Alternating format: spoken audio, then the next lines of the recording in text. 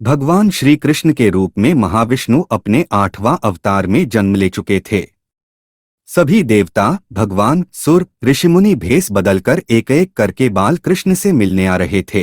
वह देख भगवान शिव के मन में भी अपने प्रिय प्रभु से मिलने की इच्छा उत्पन्न हुई, पर वह यह सोचकर रुके हुए थे कि बाल कृष्ण के लिए उपहार के रूप में क्या दिया जाए जिसे वह हमेशा अपने पास रख सके।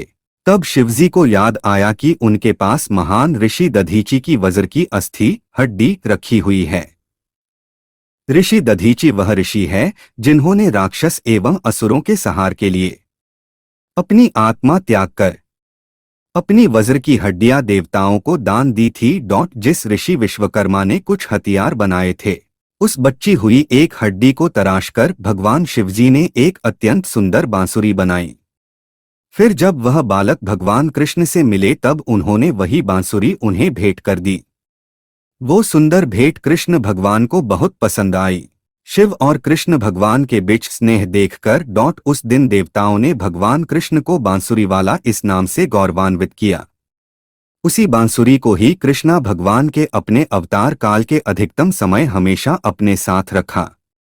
तो यह थी कृष्णा के बांसुरी की कहानी। द्वापर युग में घटित कृष्ण और राधा की कहानियां कौन नहीं जानता।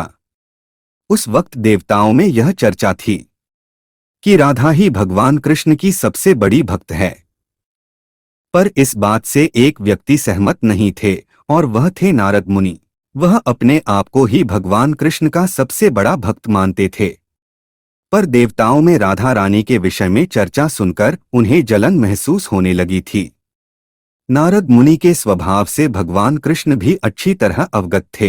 एक दिन नारद मुनि कृष्ण भगवान से मिलने द्वारिकापुरी गए थे।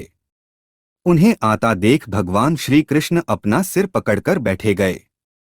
मुनिवर ने उन्हें देखते ही पूछा, क्या हुआ प्रभु, आप यूं सिर पकड़कर क्यों बैठे हैं? उस पर द्वारिकाधीश ने उत्तर दिया, मुनिवर आज हमें सिर में बहुत पीड़ा हो रही है। नारद बोले, तो प्रभु इस पीड़ा को मिटने का क्या कोई उपाय है? कृष्ण ने कहा, हाँ उपाय तो है। अगर मेरा सबसे बड़ा भक्त अपने चरण धोकर उसका चरण अमृत मुझे पिलाएगा तो मेरा सिरदर्द पल भर में ठीक हो जाएगा।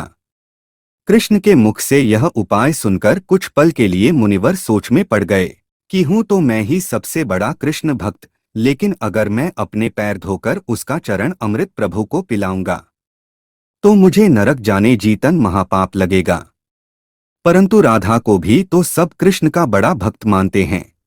इतना सोचने के बाद भगवान कृष्ण से आज्ञा लेकर नारद तुरंत राधा रानी के महल में जा पहुंचे और उन्हें प्रभु के सिर में हो रही पीड़ा एवं उसके उपाय के बारे में वृतांत सुनाया।